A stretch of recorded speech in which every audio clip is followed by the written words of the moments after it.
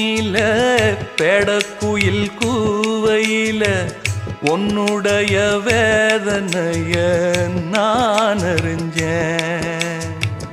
பொங்கலத்தில் மாலையிட ஒன்னிரண்டு தோளத்தொட என்ன தவம் செஞ்சேனோ என் மாமா. வண்ணக்கிளி கையத்தொட சின்ன சின்ன கோலமிட உள்ளம் மட்டும் வழியே நானே, உள்ளம் மட்டும் வழியே நானே.